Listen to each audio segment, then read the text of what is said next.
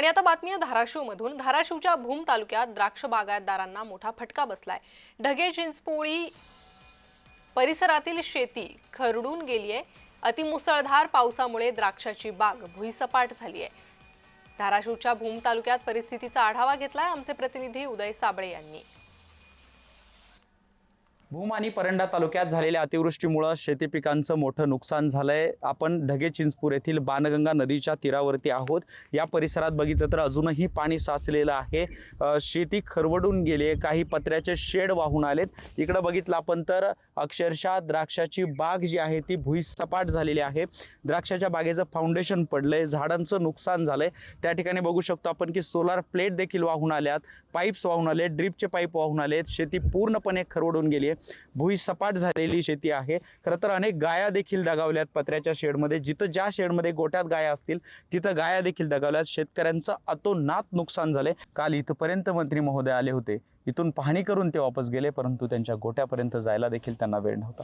खरं तर शेतकऱ्यांची ही हृदयद्रावक कहाणी आहे। इथले वस्तुस्थिती इतकी वाईट आहे की इथं प्रत्येकाचं लाखांच्या घरात नुकसान आहे। सरकार मदत तरी किती देणार आहे?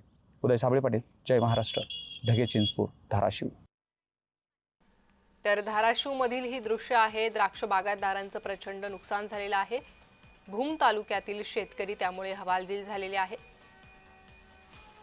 तर पशुधनही शेतकऱ्यांचं गेलेलं आहे, त्यामुळे मदतीची मागणी शेतकरी करताय। ढगे चिंचपूर या ठिकाणची ही दृश्य।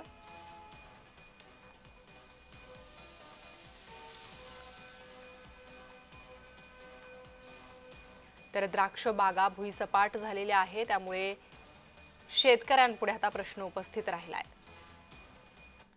धाराशिवच्या वालवडमध्ये ढोबळी मिरचीचं नुकसान झालंय। 8 एकरावरील काढणीस आलेली ढोबळी मिरचीचा फड हा उद्ध्वस्त झालाय। धरण फुटल्यानं शेतकऱ्याचं 80 लाखांचं नुकसान झालंय। उपमुख्यमंत्री अजित पवार थोड्याच वेळात या नुकसानग्रस्त भागाची पाहणी करणार आहे। धाराशिव जिल्ह्यातील भूम तालुक्यात वालवड येथे धरण फुटल्यानं दत्ता मोहिते या शेतकऱ्याचे स्वप्न भंगलंय। 21 लाख रुपये खर्च करून जोपासलेला ढोबळी मिरचीचा प्लॉट धरणाचं पाणी शेतात जाऊन उद्ध्वस्त झाला। या ढोबळ्या मिरचीपासून 80 लाख रुपयांचं उत्पन्न अपेक्षित होतं, मात्र सगळं उद्ध्वस्त झालेलं आहे आणि आता या ठिकाणी उपमुख्यमंत्री अजित पवार पाहणी करणार आहे। वालवड गावच्या उद्ध्वस्त झालेल्या मिरची फडातून आढावा घेतलाय।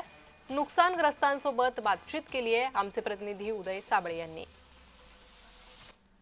मिरचीला 51 रुपयांचा भाव ठरला। व्यापाऱ्याने इसार पाठवला, मात्र शेतकरी दुसऱ्या दिवशी मिरचीच्या शेतात पाहायला आला आणि मिरचीचं हे विदारक चित्र पाहायला मिळालं।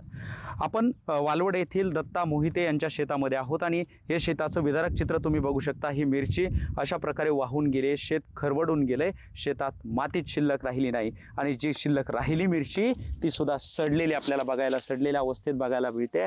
अक्षरशः पोटच्या लेकराप्रमाणे जपलेलं हे जे पीक आहे ते मातीमोल झालेलं आपल्याला पाहायला मिळते। खरं तर शेतकऱ्यांची अतिशय वाईट अवस्था ही आपल्याला बघायला मिळते। आपल्यासोबत दत्ता मोहिते आहेत। मला सांगा, शेतीचं नेमकं किती नुकसान झालंय, काय केलं तुम्ही, की काय परिस्थिती केली पावसाने तुमच्यावरती? हे पावसाने परिस्थिती मी सांगू शकत नाही, एवढी भयानक परिस्थिती दिलेली। मी रात्री व्यापाऱ्यासोबत सौदा केला, 51 रुपयांनी बाजार ठरला। मला ह्याच्यासारखा टॉप मालच मी नाही बघितला आणि एवढा सुंदर माल त्यांनी घेतला। 51 रुपयांनी सौदा झाला, इसार पाठवला त्यांनी आणि आता सगळं नियोजन केलं, बाया वगैरे सांगितल्या तोडायला। मी दुसऱ्या दिवशी येऊन बघतोय तर शेतात मिरचीच बघायला नाही। अजितदादा इथं बघायला येणार आहेत, आता अजितदादा पाहणी करणार आहेत। दादांकडे काय मागणी करणार? दादाकडे मागणी, माझ्याकडे बघून गावातले कमीत कमी 50-100 तरुण उभा राहणार होते की बाबा ह्यानी एवढा मोठा प्लॉट केलाय, नोकरी करायची आपल्याला गरजच नाही, शेतीच्या जीवावर सुद्धा आपण काहीतरी फार मोठ्या प्रमाणात उभा करू शकतो। ही माझ्याकडे बघून लोकांना विश्वास निर्माण झाला होता आणि ते 100% उतरलं सुद्धा असतं। पण माझं स्वप्न एवढं बंगलेलं आहे की आता बघायला सुद्धा माझ्यामध्ये काही शिल्लक राहिलेलं नाही मिरचीमध्ये। खरं तर या शेतकऱ्यांना नियम अटी सोडून मदत करायला पाहिजे, अशीच मागणी शेतकऱ्यांकडून होते। उदय साबळे पाटील, जय महाराष्ट्र, धाराशिव।